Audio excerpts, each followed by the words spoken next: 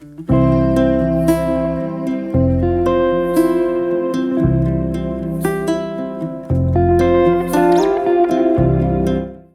ó, vem a história das mandalas, né? Que esse aqui nem chega a ser exatamente uma mandala ainda, ele junta, né?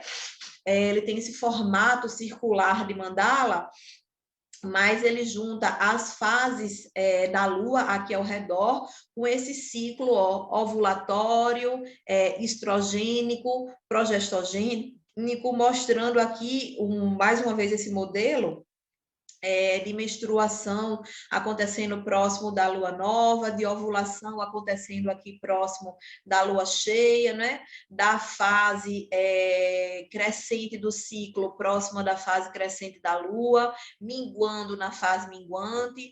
É um modelo cíclico que soma esses dois modelos aqui no sentido a nos lembrar, né? O que é que a ginecologia natural faz? Nos lembrar desses momentos de reflexão e de introspecção. Então, o modelo é quando você começa a minguar, ou seja, você está na fase lútea do ciclo, né? É um modelo em que o potencial de reflexão ele cresce, tá? O potencial de introspecção ele cresce, o potencial de silenciar ele cresce. E aqui, ó, vem a fase aqui em cima, o que está coberto é a inspiração, tá? Então, quando a gente vai na fase proliferativa do ciclo, na fase pré-ovulatória, na fase folicular, como você queira chamá-la, é um momento para inspiração no sentido de pôr em prática o que é que foi construído aqui nesse momento de silenciar, nesse momento de reflexão, nesse momento de introspecção. Então, isso aqui que se assemelha a uma mandala, por ter as fases da Lua ao redor dela, na verdade, é uma ilustração que soma esse ciclo ovulatório, né, com essa natureza lunar cíclica, tá? Eu acho essa ilustração, apesar de bem simples, ela é muito didática para ver essa ciclicidade, essa somação de ciclicidade aqui, tá? E aí é que entram a história dos arquétipos, que eu disse que falava para vocês mais à frente, né? Os arquétipos são esses modelos mentais construídos apenas de forma didática para entendimento, eu digo apenas, mas esse apenas é com respeito enorme, tá? Porque esse é um modelo que ajuda muito, mas muito no entendimento das nossas fases do ciclo, quando a gente vem falar dessas percepções que a ginecologia natural traz, que vão para além daquela fisiologia lá, daquela endócrino-fisiologia ginecológica que eu apresentei para vocês. Então, como é que são essas fases? O que é que a ginecologia natural fala disso? O que eu queria dizer é que você não tem obrigação de se enquadrar nesses arquétipos, que os arquétipos, os modelos não são esses, nós somos múltiplas, nós somos diversas, nós somos várias, tá? Isso é um modelo didático que ajuda bastante no entendimento dessa nossa natureza cíclica. Na fase proliferativa do ciclo, que é a fase folicular, que é a fase pré-ovulatória, a gente fala desse arquétipo aqui da donzela, desse arquétipo aqui da guerreira. Essa fase proliferativa do ciclo, ela pode trazer muitos problemas, porque é uma fase que o nosso modo de produção adora ela. Ela é uma queridinha do nosso modo de produção. Se pudesse, ele nos deixaria sempre aqui encapsuladas. É um pouco do que a pílula tenta fazer, é nos manter aqui nessa fase de modo on sempre, de produtividade sempre.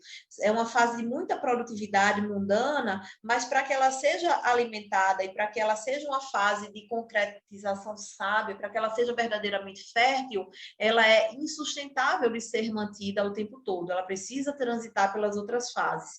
E aí é que vem, depois que a gente ovula, a nossa fase de mãe, o nosso arquétipo de mãe. Depois que a gente ovula, a gente começa a ficar, a gente tem essa tendência a acolher as dores do mundo, é aquela história, chora assistindo Lessie na sessão da tarde, né? Acho que nem passa mais Lessie, né? Que eu sou velha mesmo, pessoal. a gente fica muito maternal, a gente fica muito disposta a ajudar as outras pessoas com os projetos deles, mas começa a chegar uma impaciência, começa a chegar um certo cansaço, uma certa inquietação, e é meio que a feiticeira chegando. Essa fase aqui do arquétipo da mãe, ela está muito disposta a ajudar os outros com os projetos deles, mas a gente já não está mais tão disposta a iniciar novos projetos. A gente conclui os que a gente iniciou aqui na fase da donzela, na nossa fase proliferativa do ciclo, mas na fase lútea a gente vai só concluí-los e já vai começar a desacelerar, porque vai começar a dar uma inquietação no juízo. Essa fase aqui da feiticeira é uma fase marcada por muitos transtornos do período pré-menstrual. É a fase acusada da tensão pré-menstrual. O que é que acontece? A feiticeira é uma fase de uma sexualidade, diferentemente dessa sexualidade aqui moleca, dessa sexualidade aqui até um pouco irresponsável desse período aqui, reitero, isso são modelos didáticos de que eu estou falando, tá? Essa fase da feiticeira é uma fase de uma sexualidade mais madura, é uma fase de uma sexualidade mais assertiva, no sentido de escolher melhor suas companhias, de escolher melhor seus parceiros, de não ter mais paciência com certas conversas infrutíferas, tá? A feiticeira, ela é muito individualista, sob a égide de que primeiro eu, segundo eu, terceiro eu, então sai desse arquétipo maternal aqui e transita para um arquétipo que se prioriza, que tem essa necessidade de se colocar em primeiro plano, de que as coisas sejam resolvidas com maturidade e com responsabilidade. Então, ela não tem muita paciência, não tem muita tolerância com irresponsabilidades mesmo, com tempos a serem perdidos. Ela diz, o meu tempo é urgente, o meu tempo é precioso, o meu tempo é sofisticado. Então, essa fase aqui, ela é no momento do ciclo que a gente está chegando perto da menstruação, está chegando aqui perto do arquétipo da bruxa ou do arquétipo da anciã. E por ser uma fase de transição entre os arquétipos, ela requer um momento, ela requer que a partir do momento da ovulação, a partir desse arquétipo, ela requer que esse arquétipo de mãe aqui, ou seja, absurdamente respeitado, ou seja, que você desacelere a partir do momento da ovulação, porque senão, meu amigo, ela vai explodir aqui, ela vai pipocar aqui raivosa, porque você chegou muito exausta para o período menstrual, no momento em que seu corpo já não tinha mais a energia vital aqui, desse momento da donzela, tá? E aí ela transita para uma fase de silenciar, vem o arquétipo da bruxa, da anciã, o arquétipo da sabedoria, o arquétipo do silêncio, o arquétipo da introspecção, que seria o período menstrual, que seria simbolizado didaticamente pela lua nova. Então, esse período de trânsito, esse período da menstruação é um período para muita produção artística, se você assim quiser desenvolver. É um período para um silêncio meditatório, é um período para um ócio, mas para um ócio muito, muito produtivo, porque desse momento de sabedoria aqui advirá as energias, as sacadas, os insights, a fertilidade, a paciência e a assertividade que nortearão todos os outros arquétipos ao longo do ciclo. Então, para que o ciclo seja saudável, o período menstrual precisa ser vivenciado de forma saudável. Então, quando a ginecologia natural vem apresentar o ciclo de forma integrativa, ela vem falar dessa transitoriedade, ela vem falar dessa natureza lunar, e é aí que a gente usa as fases da lua dessa forma, de maneira correta, e ela vem falar desses modelos mentais, desses arquétipos pelos quais nós transitamos, sabendo que entre uma e outra existem milhares, múltiplas, várias outras facetas. E em cada fase do nosso ciclo, lembra que eu falei que cada ciclo ele é único? Isso significa, minha gente, que em cada fase do nosso ciclo, em cada ciclo que a gente vivencia, uma desses arquétipos pode preponderar sobre o outro, tá? Em um determinado momento. Lembra que eu falei que a fase proliferativa, ela pode durar mais, pode durar menos um pouco, né? Você pode vivenciar de forma diferente, de forma mais marcada, ou mais suave em cada ciclo, cada um desses arquétipos aqui, conforme o que você está vivenciando no momento e conforme os recursos que o seu corpo possui para trabalhar, conduzir, contornar as situações que são apresentadas ao longo da nossa existência, tá? Deixa eu clicar nele aqui para ver se ele vai. Pronto. E aqui, ó, olha só que fofinha, que lindinha. Esse aqui é só um modelo, tá certo? Dentre outras tantas modelos de mandalas, tá? Esse desenho aqui é de uma mandala lunar. As mandalas são registros gráficos, são gráficos cíclicos, tá? E elas colocam aqui na sua porção extrema, na sua porção externa, as fases da Lua apenas um apenas bem enorme, um apenas bem fofinho, porque é um apenas muito importante, mas o que eu digo com esse apenas é que a Lua vai ser um norteador, a Lua vai ser um guia para que nós nos lembremos e nos conectemos com a nossa natureza cíclica, não precisando que nenhuma fase do seu ciclo esteja atrelada a necessariamente a lua cheia ou necessariamente a lua nova, tá? Não significa que você, se porque está na lua cheia, que você está ovulando na lua cheia, se porque está na lua, você vai menstruar. Não, gente, reitero novamente isso, tá? Mas a mandala, ela é um instrumento de conexão, é um instrumento de aprofundar conhecimento, porque por meio desses registros cíclicos, como é que ela funciona? Digamos que a gente começa o registro aqui, vamos pegar essa lua cheia aqui, tá? A gente começa o registro aqui, e aqui é o dia 1 do ciclo, o dia que chegou o meu sangramento, né? O primeiro dia do ciclo. Normalmente, esses quadrinhos aqui, cada fatiazinha dessa vai corresponder a um sinal ou sintoma, algo que você quer registrar sobre o seu corpo.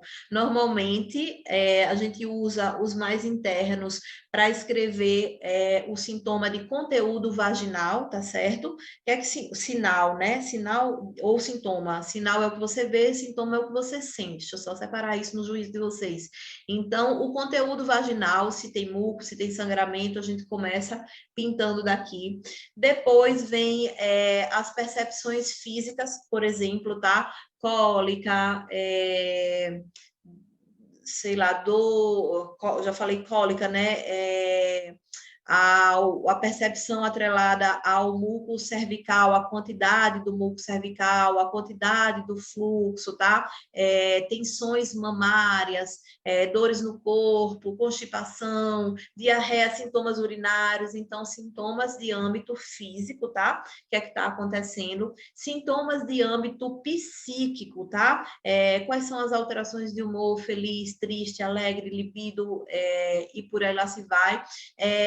Alterações, registros de âmbitos mundano, tá? E veja que a gente vai dar introspecção para extrospecção, mas isso é uma sugestão, apenas didática, tá? E aqui externamente a gente faz registros de âmbitos mundano, que são as nossas relações sociais, as nossas relações de trabalho, o que é que está acontecendo no momento, por exemplo, entrega de produto, entrega de relatório, férias, tá? E para que isso serve? Bom, ao longo dos meses, ao longo dos ciclos, ao longo dos anos, com a sua construção das suas mandalas, você vai olhar para esses seus registros gráficos e vai ver o seu grau de comprometimento consigo mesma. Lembra que eu falei que a gente tem que acelerar na fase proliferativa e a gente tem que desacelerar aqui na fase minguante, tentando dar uma pausa, fase minguante, fase lútea, eu quero dizer, tá? Tentando dar uma pausa no período menstrual. Então, quando você faz os seus registros nas suas mandalas, você tem de forma retrospectiva como ver qual foi o seu grau de comprometimento e desrespeito em cada fase do ciclo consigo mesma, para que você possa aprimorar os seus padrões de erro, os seus padrões de acerto, desculpa, e corrigir os seus erros, tá? Para que você possa aprimorar o que você tem de verdadeiramente bom em cada ciclo. E nós temos padrões de repetição que nós repetimos a vida toda. E por não identificar esses padrões, por vivermos desvinculadas dessa nossa natureza cíclica, é que a gente tem tanta dificuldade, tanto de evoluir espiritualmente, quanto problemas inúmeros atrelados ao ciclo menstrual, às vivências do ciclo menstrual. Então, as mandalas são um instrumento de autoconhecimento e de cura para inúmeros processos patológicos, sim, porque no momento em que você se respeita, quando você constrói as mandalas lunar, o que é que você está fazendo em última instância? Você está trazendo a sua rotina, você está permitindo que a sua rotina seja gerida, seja organizada pela sua natureza cíclica. Então, a função das mandalas não é falar sobre explicitamente, por exemplo, se coloca muito. As mandalas são um instrumento para percepções de fertilidade. Obviamente que as mandalas vão ajudar dentro dos recursos que percepções de fertilidade têm, tá? A gente pode falar bem direitinho sobre percepções de fertilidade. Acho que isso pode aparecer dentro das dúvidas, tá? Tem um módulo específico na pós-graduação de ginecologia natural sobre percepções de fertilidade, mas as mandalas, elas são um instrumento de cura e de autoconhecimento que vão permitir alguns de seus registros, ou muitos deles, vão permitir sim que você aprimore seus conhecimentos e seus conhecimentos de percepções de fertilidade. Mas o objetivo das mandalas é fazer com que nós nos apropriemos da nossa natureza cíclica, organizando a nossa rotina por essa natureza cíclica e permitindo que assim ela seja gerida, nos livrando daquele modelo adoecedor, patriarcal, dentro de um modo de produção capitalista que quer a todo custo que sejamos uniformes e produtivas o tempo todo.